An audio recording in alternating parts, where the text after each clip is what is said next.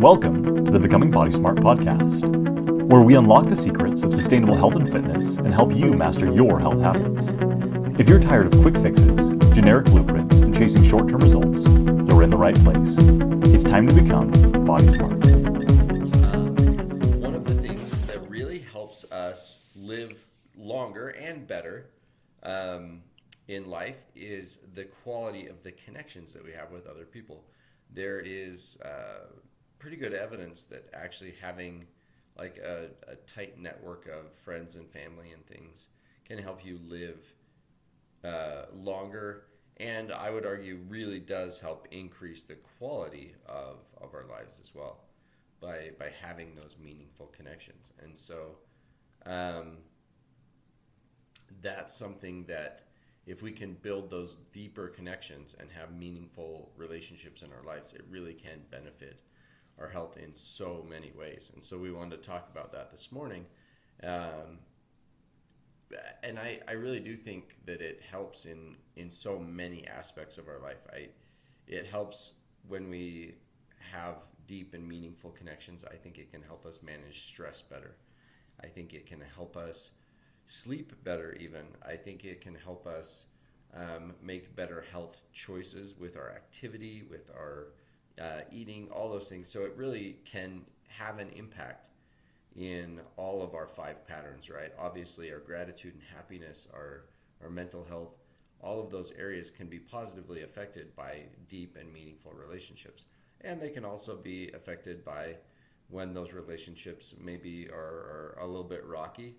It can definitely affect our health and wellness. And so we want to talk about today how to build deeper connections with people so that those connections, those relationships that we have are helping us create deeper, more meaningful, more powerful relationships.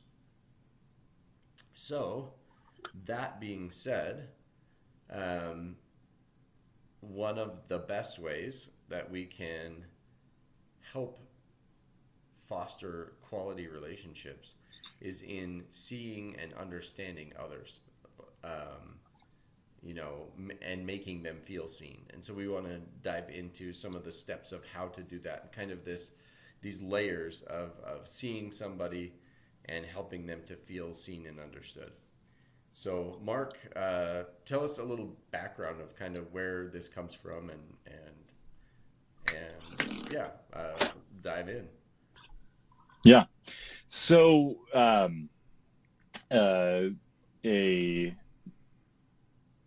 what's the best way to say this? So I'm an executive coach, and one of the things so this is one of the first principles in kind of this 6-month practicum, and it's really interesting because he said that a lot of people go about making changes in the wrong way, right? They focus on can I fix myself first, and I've got to love myself, and et cetera, et cetera. And he said the reason they go about that wrong is because, and this is to the point that Cameron mentioned, is that connection with other people can improve all those other factors. But also it just makes life much more enjoyable when we have those deep connections. And so he said that first, it's important to learn how to connect with other people on a deeper level. And it kind of goes through these 3 main points, which are to notice other people, to listen to understand, and then to help people feel understood. And I thought this was such an interesting paradigm because, again, I think it is so different, right? Especially when we're trying to, I think it can be easy to transactionalize relationships, right? The tit for tat. What do I need from them, and what do they need from me? But the problem with that is that it doesn't lead to lasting, deep connection, and that's what we need. So, this was a few years ago. It was a former Surgeon General, and I've mentioned this before. They said loneliness is the next epidemic. And he said, and he talked about all the different things that affects, right? From our mood to our blood pressure, all these different things. There's a neuroscientist that I've also mentioned on here before, Lisa Feldman Barrett, and she, one of the things that she said is the worst thing for our nervous system is another human. the best thing for our nervous system is another human. And so there really is good evidence that we help to regulate one another's nervous systems, or we help to regulate each other's body budget. And so I think that's a really important thing. So the more deep social connections that we have, the better for our health it tends to be. And so, Cameron said not only helping us live longer, but helping us live better. There's actually part of the reason, not the only reason, but part of the reason that women tend to live longer on average than men is because of a wider social circle and richer social relationships. For many men, the significant relationship is their spouse. And so not having a ton of connection out of there actually ends up being detrimental. And so being able to, but I really like this framework, and as Cameron and I talked about it, it just was a good way to look at, to kind of be a litmus test for how are we doing in our relationships. Are we taking time to notice others? John Gottman is a researcher, marriage, family, relationships. You might have heard of him. And he talks about people giving us bids for attention, and that we can do three main things, right? We can either engage with the bid, right? So that's kind of a positive reaction, and we respond to what they're saying. We can just ignore them, or we can choose the negative path, right? Don't interrupt me right now. You're being annoying. Why are you bothering me? And that when you kind of compare, when you're looking at a relationship and you compare the number of positive to neutral to negative bids, it can give you a good idea about the health of the relationship. And so when we take time to notice others, when we take time to acknowledge what's going on and take time to acknowledge those bids for attention, it strengthens the relationship, but it also helps us to recognize that person at a deeper level. If we take time to step out of our own, the cage of our own fears, the cage of our own insecurities and worries, and step into another person's world and recognize what's important to them, one, it can help us to get out of that cage, right? It can help us to recognize that we all have difficulties, that we all need help, that we're all struggling in different ways, and can help to build empathy with other people. And so I think that's one of the really important first parts about noticing people. And in this, in some of the readings, one of the things that it talks about is red flags versus green flags. And our brains are set up for threat detection, right? That served us really well and our not so distant past, right? The difference between, is that just the wind rustling through the trees, or is that a lion, right? It made sense to anticipate the lion because there's a bigger risk for death. That makes sense. And so it's easier to look for red flags, right? You're doing this wrong and you messed up here and you're not doing well here. And it can be really easy to introduce that criticism, especially into close relationships. And so taking time to flip the script and look for green flags. What are they doing well? Hey, you know what? Every time that I get home, you're just always so excited to see me. And that's, I really appreciate that. Or I notice how hard you work in this, or I noticed this, or, hey, even as simple as like, you got a new haircut. Cameron, there you go. Cameron noticed me today. Noticed my haircut. Thanks, Cameron. But just paying attention to those cues and looking for what is important to other people, again, can give us, it's a basis of connection, right?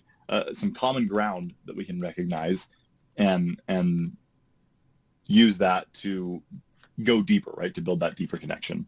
Yeah, well, so Mark, you said something at the beginning where you said, so when we try to make changes in our life, we often try to think about fixing ourselves, right?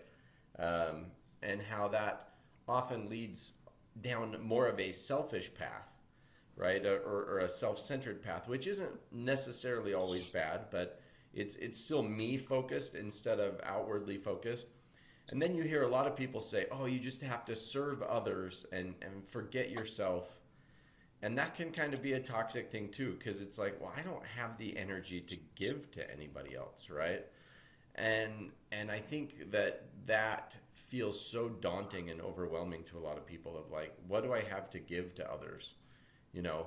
And I think this point of making connections with others and helping them feel seen and heard and understood and things like that, finding those green flag things where we can give them a compliment, I think that's where we can often start. It doesn't have to be like serving them as in I went and, you know, made them dinner, or I like did some grand gesture. It can often start with just finding a way where you can give a compliment, finding a way where you can, you know, smile at somebody. It can start that small, where you just start helping other people feel seen, and it helps deflect your inward thoughts, your kind of spiraling inward thoughts, onto something more positive. And I think it can also make it so that you start seeing others and their needs and their problems, so that yours seem less insurmountable, I guess. Anyway, I think when we're told that, like, oh, just focus on serving others and then you'll forget your problems, I don't think it works quite that way. I think it has to start smaller, in just trying to see other people and help them feel understood. Let's see. I missed the third point. I noticed listen to understand. Oh, perfect. Mark posted it right at the same time you posted it, Terry. So perfect. Yeah. To me, this is a powerful framework of just the stepwise ways of building this trait and this pattern and I don't know, this skill. Honestly, it's a skill set. It's a way of building those steps in developing that skill. First, see those green flag things, right? And then listen to understand other people. And we'll dive into more how we demonstrate understanding, or how we help people feel understood. Because it's one thing to understand them and feel like we get what they're going through. It's another thing for them to feel like we get what they're going through, or understand their feelings on something. And that's, I would say that's a much more difficult skill to develop, but is very high level. When we can achieve it, it really helps deepen relationships for sure. Anyway, I do think that it can be daunting to try to serve others when we're feeling empty ourselves. But I think that's a much simpler way of thinking about how to get started with that. Is just, are there areas where I can give compliments, where I can unbathe myself in negative thoughts? Are there areas where I can see the positive in other people and start there and begin giving just simple compliments? And so I had a teacher tell me one time that, you know, we often think of making fun of people as being a bad thing, which it is. But is it also bad if we're not having a positive thought about somebody and sharing that with them? Is that missing out on an opportunity to benefit their lives? And so at times, I'm not saying I'm perfect at this, but at times I've been better than others at trying to live up to that and saying, oh, yeah, if I see something positive about somebody, like, say it. If you think somebody's shoes are cute, or they're whatever, or they did something kind, or you notice something they did, like, pointing that out can go a long way to helping people feel seen and recognized and all those things. And that helps deepen that relationship. Well, so yeah. We have a podcast I was listening to over the weekend, and that this has power not just in, you know, like one person's life, but as people watch us engaging in these behaviors, it can impact and it can change their decisions and how they show up too. Right. So Snowball effect. The guy was talking about, the snowball effect. And so the guy was talking about how he'll go out to dinner with people, and he notices a common theme. You know, he's out with the guys, and they start complaining about their spouse, right? And this is where they're doing this and blah, blah, blah, you know. And And he turned to his friend, he's like, well, why don't you just get a divorce? And his friend was kind of taken back and said, well, like that's not something that I want, right? I love my wife. Like, well, then why are you sitting here complaining about all the things that she does wrong? And his friend said, oh, that's a good point. I guess I really do love that she does this. And the conversation morphed from one of criticism to one of this is the thing that all of these people appreciated about their spouse. And I thought that was so cool that it was just took this moment of saying like, hey, what's really going on, right? Or just pulling someone kind of out of their thought pattern, because I think it's really easy to get into the inertia of whatever that relationship or whatever that group looks like. And so can we pause and can we, stop ourselves before we kind of go down that negative spiral, and can we find a way again to develop those green flags and to notice and to shift our mindset and to shift our viewpoint so that we're focusing on the things that are good. Because again, our brain is kind of a focus oriented machine. What we pay attention to broadens.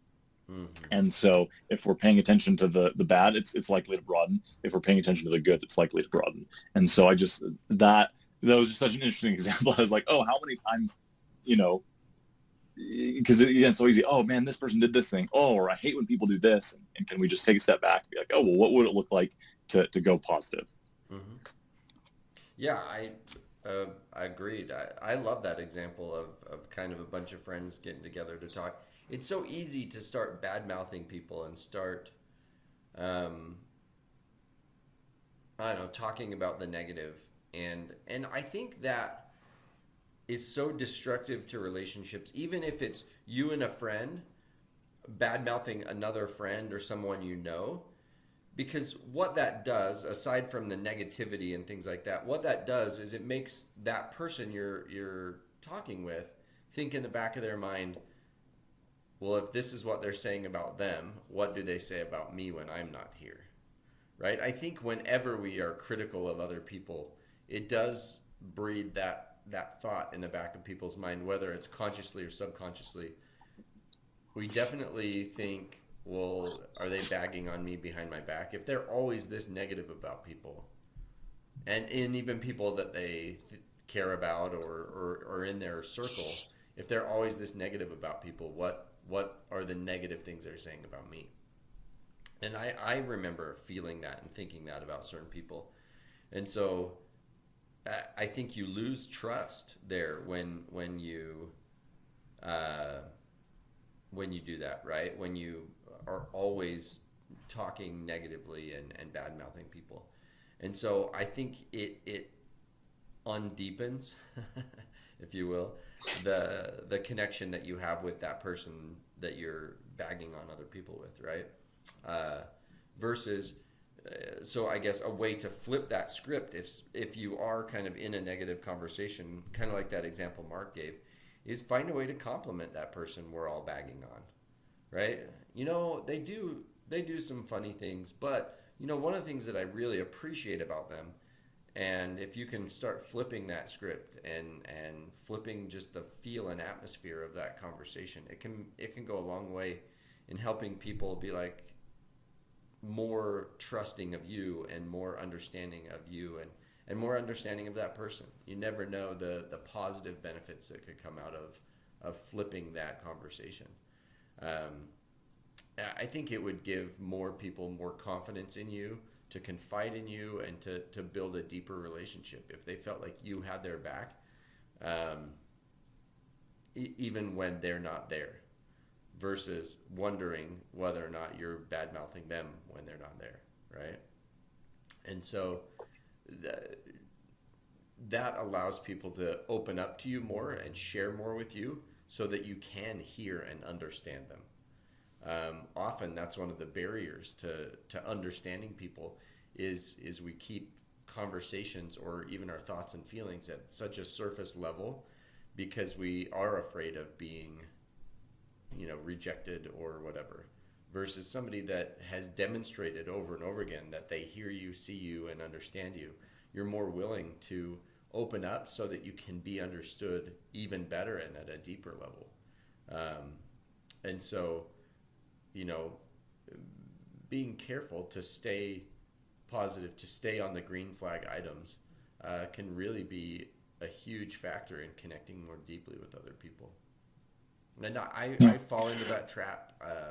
I know, you know, when people are, I guess it's fun to be funny sometimes, and it's easy to be negative and funny instead of positive and maybe even positive and funny. But it's harder to be positive because you have to think of distinct things, where it's easy to come up with negative things because we all have flaws. We all, and probably half the things we're criticizing in other people are actually our faults that we see reflected in them.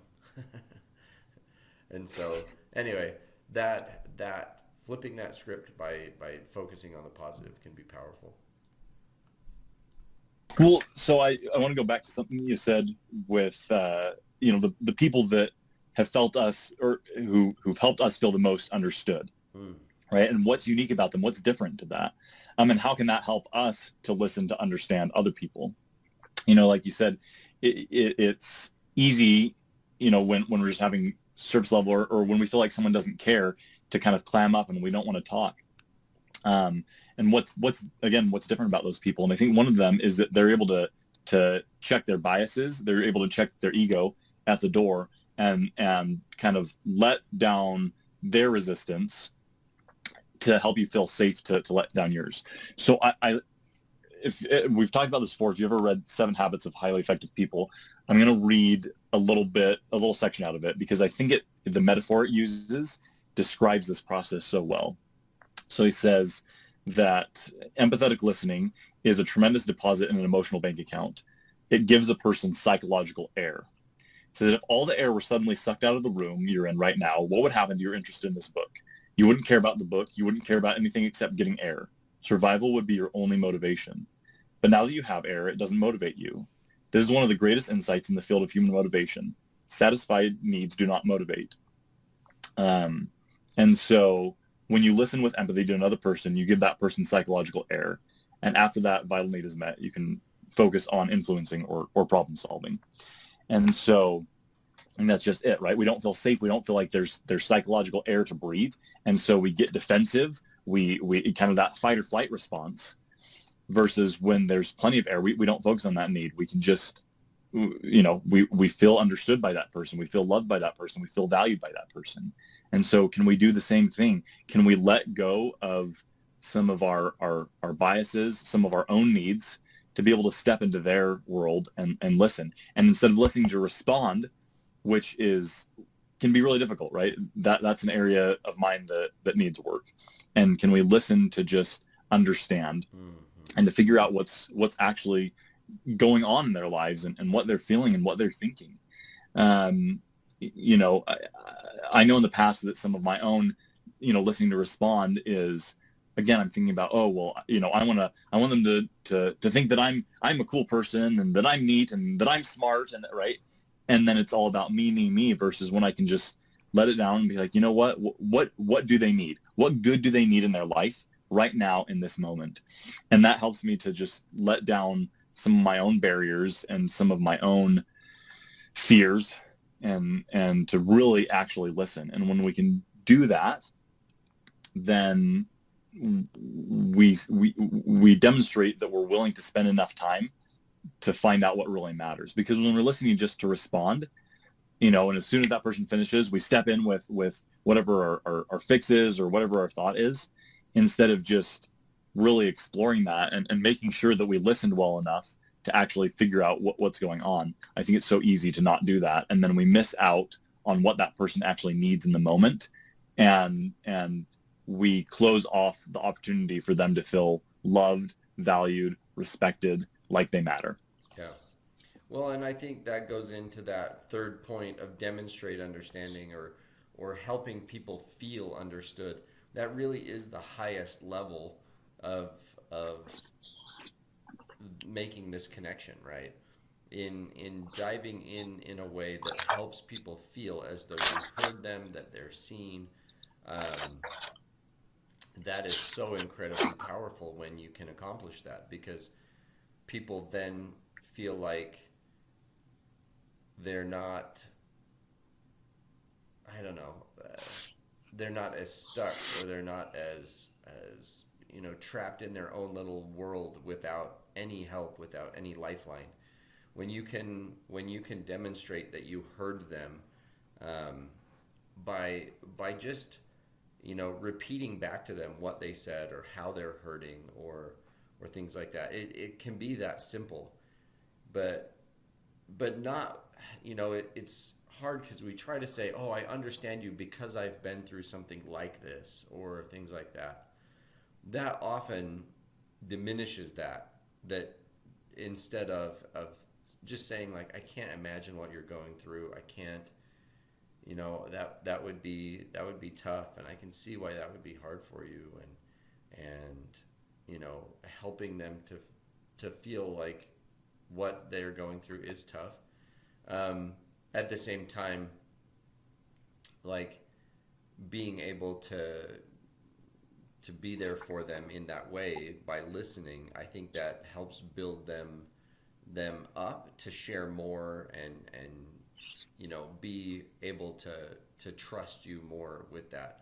And that really does build a deepness of connection. Yeah. Well, so Terry inadvertently did a really great thing. On that point 3, she put a question mark, which actually is a great symbol for demonstrating understanding. What questions are you inspired to ask? Oh, yeah. There's a podcast I listened to once, and I loved what the speaker said. He said, I don't ask questions because I know all the answers. I ask questions because it's the only way I can understand what they need and what they're going through and what they don't understand. And so when we ask questions, it demonstrates an attempt to understand on our part, an attempt to go deeper. And if we don't know the questions to ask, then we don't understand yet. So keep listening. I like that a lot. Yeah, the questions we ask are so powerful, or can be. And so I think that's important. Keep listening. If you're not sure what question to ask, but continuing to ask questions, like asking questions instead of trying to give our thoughts or opinions or things like that, that really is powerful. Keep them talking. Find a way to keep them talking until you feel like both of you feel like you understand and they feel understood. Instead of trying to give your thoughts, opinions, whatever, we tend to do that. Men especially, we tend to be fixers, right? We want to solve people's problems. I tend to shut people down by trying to relate to it, and I think my intention is to like see similar areas in my life where I've felt the same way and whatever, to be able to try to understand. But I often will be like, oh yeah, that reminds me of when we went through this, and I think that shuts them down instead of opens them up. Right? I think that can often, like, it feels like I'm trying to one-up people, and I need to just instead ask better questions. And I've said this for years, and I think it to be true, that the quality of answers that we get in life are really based on the questions that we ask. That if we're not getting the right answers, it's because we're not asking the right question. And so if we want to get deeper answers from people and be able to, hear them more deeply, then we need to ask better questions, or at least keep asking questions until the right one comes out, right?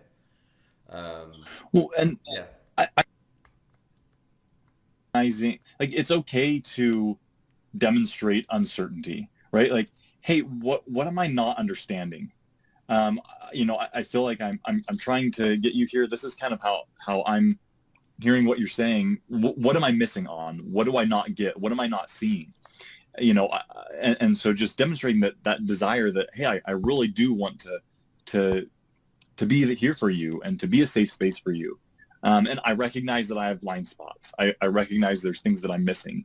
And so help me so that I can better do that. I think being able to demonstrate that humility in relationships goes a long way, because again, it's not about us. It's about helping the other person feel loved, feel valued, feel respected.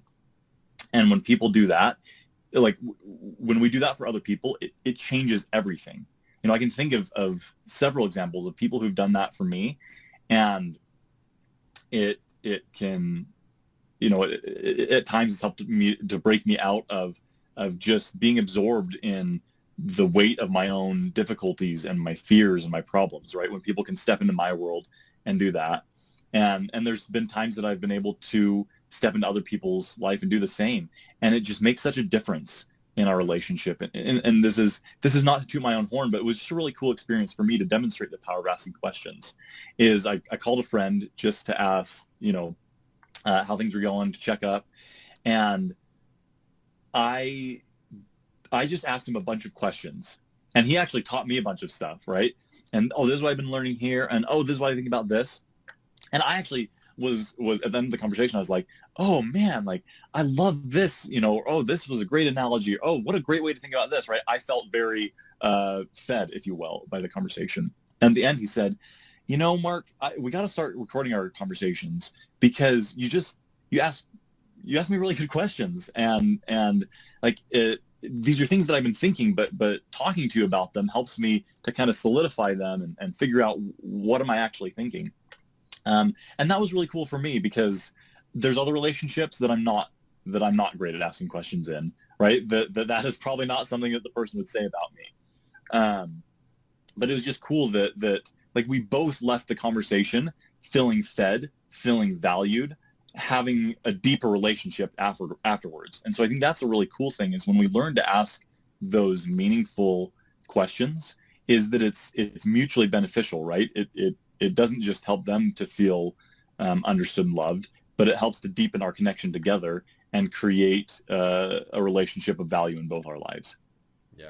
Yeah. And I think that's such an important point, that's where that deepness of connection and deepness of relationship comes from, is when both of you, to steal a term, are edified and rejoice together, right? It helps both of you feel that connection, where you both feel like, I was lifted up by this conversation. That is real, you know, connection. That's where that relationship then grew, because of that effort you made to connect with them and to hear them. And so, yeah, that's huge. If we can do that in more relationships, we'll have more meaningful relationships.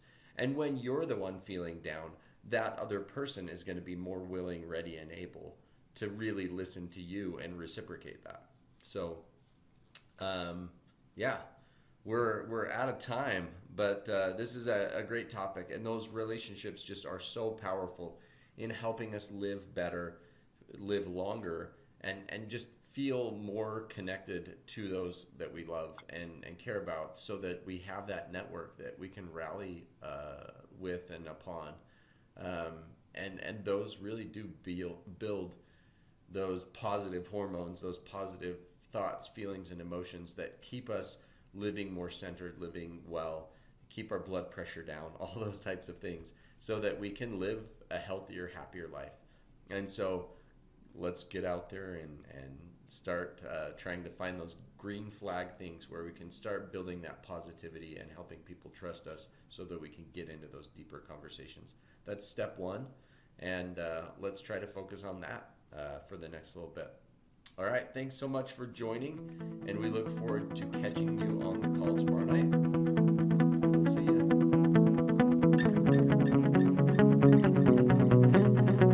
Thanks for listening to the Becoming Body Smart podcast. If you have questions, thoughts, or want to continue the conversation, reach out to us on our socials or join our community. Don't forget to subscribe, rate, and leave a review. It helps us bring you even more valuable content. Remember, sustainable health is a lifelong journey, and we're here to support you every step of the way. Live longer, live stronger, and become body smart.